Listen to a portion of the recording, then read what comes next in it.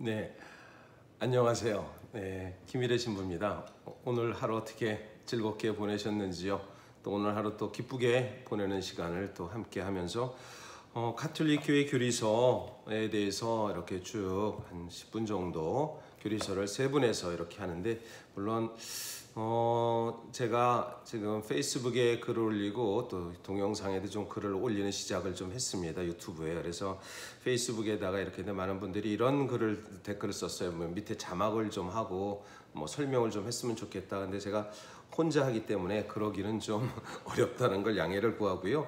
이미 인터넷에 그리고 가톨릭의 교리서가 지금 제가 보였듯이 이 책에 이렇게 있지만 페이지대로 항목별로 쭉 이렇게 하도록 하겠습니다. 오늘은 서문의 이 책의 40페이지인데요. 신앙의 전달이라는 그 파트를 4항부터 7항까지 한번 읽고 이야기를 나누도록 하겠습니다. 신앙의 전달, 교리교육. 교회 안에서 그리스도의 제자들을 양성하고 사람들이 예수님께서 하느님의 아들이심을 믿고 또 그렇게 믿어서 그분의 이름으로 생명을 얻도록 도와주며 그러한 생활로 그들을 이끌어 가르쳐서 그리스도의 모음을 건설하는 모든 노력을 한데 일컬어 일찍이 교리 교육이라고 하였다. 교리 교육이란 일반적으로 어린이와 젊은이 그리고 어른들을 위한 신앙 교육을 의미한다.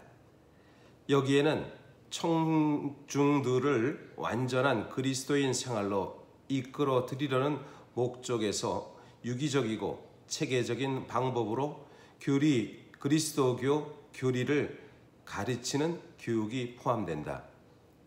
교리 교육은 서로 혼동해서는 안 되지만 교회의 사목적 사명의 요소들과 관련을 맺고 있다.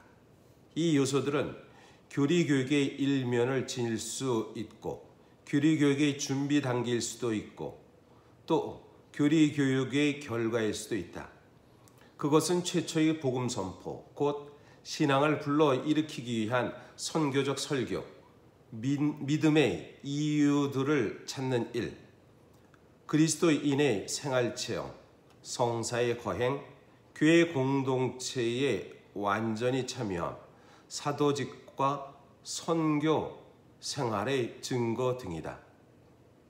교리교육은 교회 생활 전체와 밀접한 관련이 있다. 교회의 지리적 확장이나 수적인 증가는 물론 교회의 내적인 성장과 하느님 계획에 호응하는 작업이 근본적으로 교리교육에 달려있다.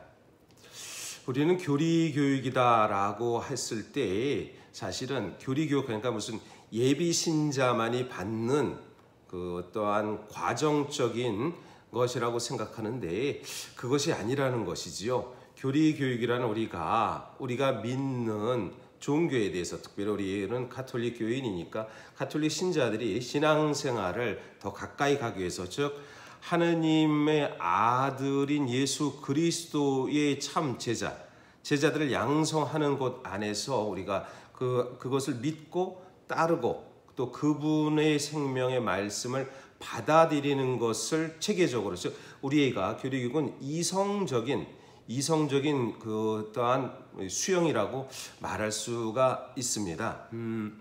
저는 오늘 낮에는 그 인천의 숭의교회라고 있어요. 아주 숭의 감리교회라고 굉장히 큰 교회가 있습니다. 그래서 거길 처음 어떻게 우연히 한 기회에 제가 아는 목사님이 있는데 그 목사님 통해서 함께 숭의교회를 갈 기회가 있었습니다.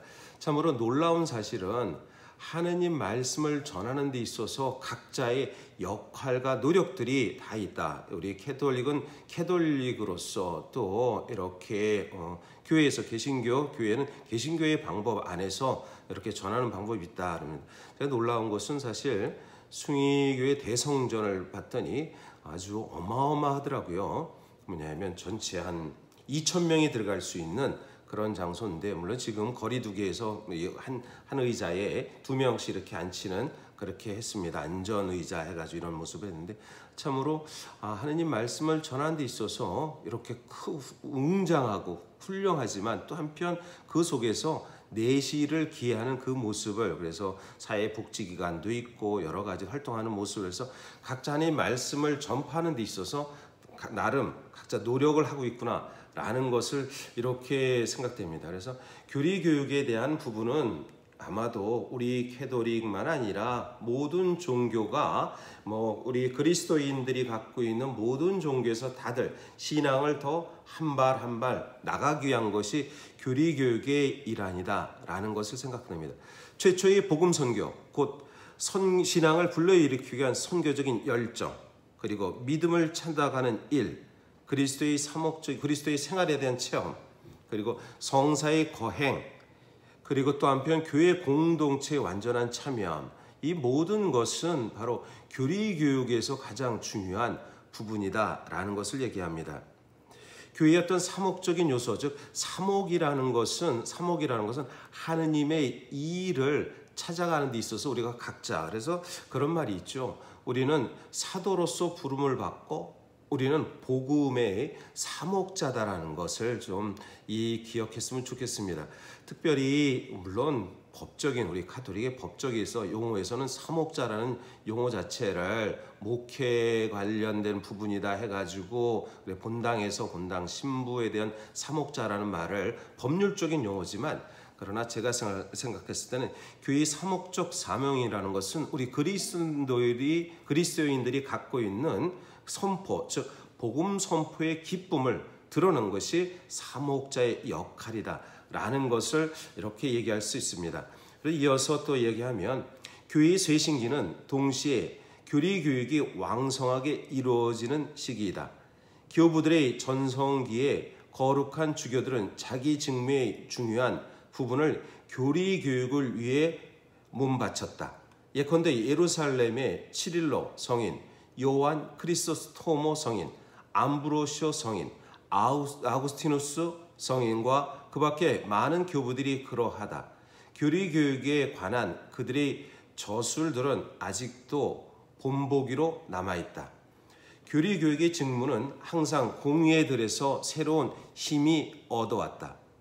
그 예로서 트리엔트 공예는 특기할 만하다. 트리엔트 공예의 교령들은 교리 교육에 중점을 두고 있다.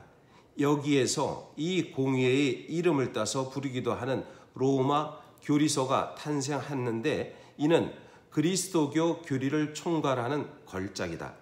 로마 교리서는 교회의 교리 교육을 놀라울 정도로 체계화하였으며, 그 결과 베드로 가나시오 성인, 까롤로 보로메오 성인, 투리비오 데 모그로 베호 성인, 로베르토 벨라르미노 성인 등의 거룩한 주교와 신학자들이 수많은 교리서를 펴내게 되었다.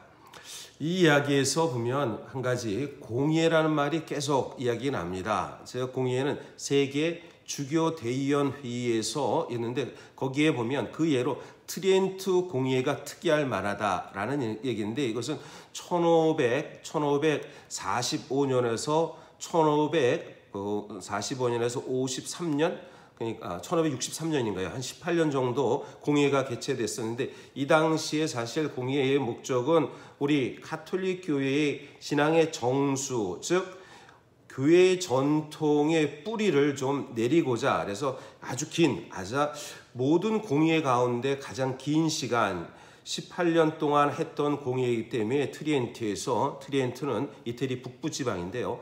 거기서 했기 때문에 그 안에서 가장 큰 것은 로마 교리서를 만들었다는 겁니다. 즉 가톨릭 교회의 교리서를 만들었고, 물론 지금 여러분들이 함께 보는 이 가톨릭 교회 교리서, 이 책은 요한 바오로 2세 교황께서 이렇게 만드셨지만, 그러나 트리엔트 공예 때 가톨릭 교회 교리서를 만들었고, 그 교리서를 통해서 끊임없이 지침서들이 지금까지 쭉 이어 나오고 있다라는 것을 이렇게 말씀을 드립니다. 네, 오늘 하루도 주님 안에서 행복한 날 되시고요.